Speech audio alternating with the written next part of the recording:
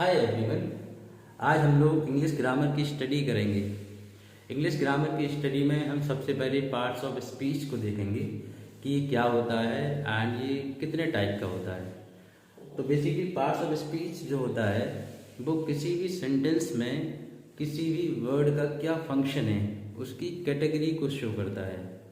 मतलब हम किसी भी सेंटेंस की हर एक वर्ड को कैटेगराइज करेंगे किसी एक पर्टिकुलर बेसिस पे एंड देन उस कैटेगरी को हम बोलेंगे पार्ट्स ऑफ स्पीच।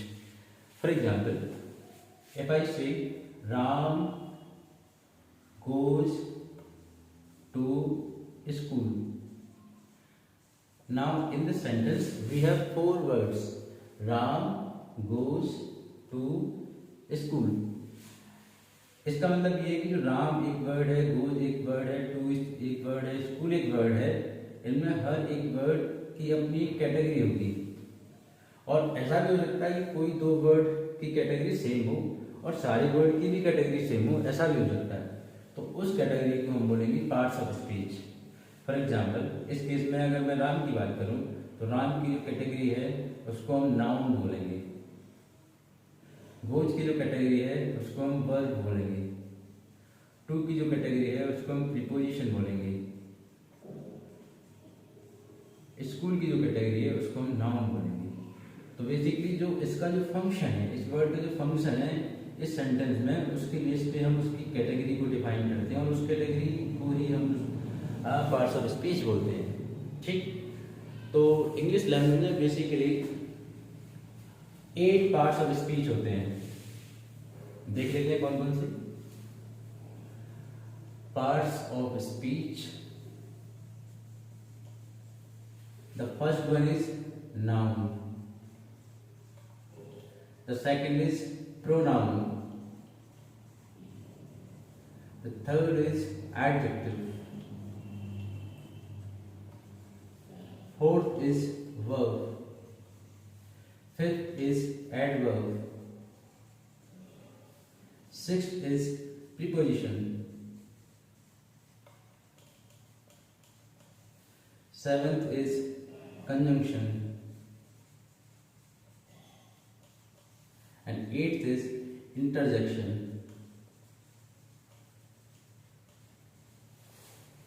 ठीक है, तो सबसे पहले इसमें देख लेते हैं कि नाउन क्या होता है और ये कितने टाइप का होता है। हम किसी भी सेंटेंस में नाउन को कैसे आइडेंटिफाई करते हैं।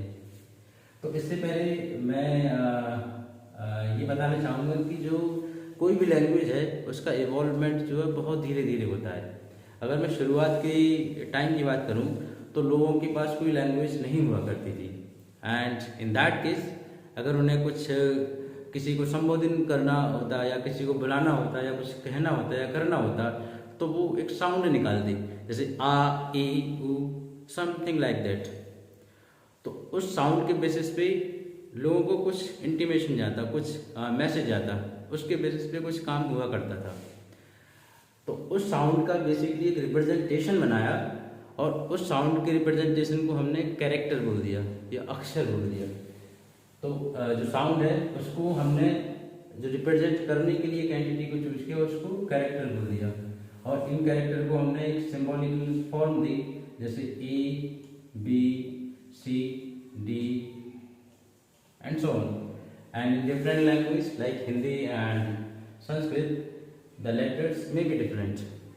ओके, तो ये जो सिंबल है ये बेसिकली किसी भी साउंड को रिप्रेजेंट करता है। तो हमारी साउंड अगर देखें तो या तो वोकल कॉर्ड से निकलती है या फिर वोकल के कॉर्ड के अलावा किसी और जगह से निकलती है। वो कहीं लिप से हो सकती है, कभी टंग से हो सकती है। तो ये जो वोकल कॉर्ड की साउंड है उसको हम वॉवल बोलते हैं और जो दूसरी जगह से निकलती है जैसे माउथ है, लिप्स है, इसको हम कॉन्सोनेंट बोलते हैं। ठीक है, अब अगर इसके आगे फर्दर चलें तो ये जो कैरेक्टर है या इसको हम लेटर भी बोलते हैं, इसका अगर हम एक ग्रुप बना लें, जैसे मैंने बना लिया ए, बी, सी, डी, देन इस ग्रुप को हम वर्ड कहते हैं।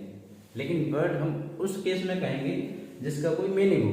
अगर मैंने इसको बोल दिया ए बी सी डी तो ये A B C D although it is a combination और it is a group of characters और letters, but it doesn't have any sense. It means ये हमारा वर्ड नहीं है एक्चुअल सेंस में। अगर इसका कोई मीनिंग होता, जैसे अगर मैं लिखूं COUNT काउंट, तो काउंट का अपना एक मीनिंग है। काउंट मीन्स गिनना, इसका एक अपना मीनिंग है, इसलिए हम इसको वर्ड बोल सकते हैं, बट इसको वर्ड नहीं बोल सकते। ओके, तो फर्दर देख लेते हैं। सबसे पहले हमारे पास साउंड थी, साउंड के बाद हमारे पास लेटर आया, एंड लेटर के बाद हमारे पास वर्ड आया। वर्ड क्या होता है? वर्ड एक ऐसी एंटिटी है जो कि कॉम्बिनेशन ऑफ लेटर को रिप्रेजेंट करता है, but it has some sense as well. Okay, तो देख लेते हैं फर्दर। वर्ड जो होता है वो आपका किसी भी एंटिटी को शो कर सकता है, लेकिन अगर इन केस अगर नाउन की मैं बात करता हूं, तो नाउन को हम बोल सकते हैं naming word.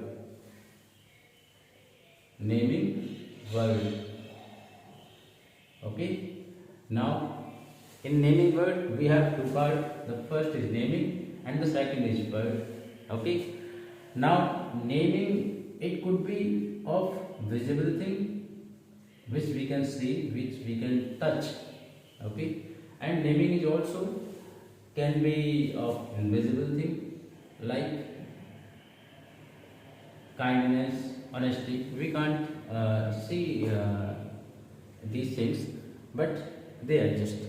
Okay, so visible thing might be further divided into person. It can be person, thing, or place. Okay, and if I talk about invisible, it could be a feel type, means we can feel it but we can't touch it. These are not tangible. Okay. Now person, it could be like Ram, Shyam, Mohan, or any name of any person. Okay, thing, it could be a kind of table, let's say marker, and pen. Place, it could be like Agra or Delhi, or any name of place. Feel type, it could be a kind of kindness, happiness. Okay, happiness. So अब ये जो है, ये सभी basically क्या है? Naming word है। ये नेमिंग वर्ड है, और नेमिंग बेसिकली किसकी है? पर्सन की हो सकती है, थिंग की हो सकती है, प्लेस की हो सकती है, और ये बेसिकली इनविजिबल टाइप की चीज़ों की भी हो सकती है, जिसमें काइंडनेस, हैप्पीनेस और ऑनेस्टी एक्सेट्रा आती है।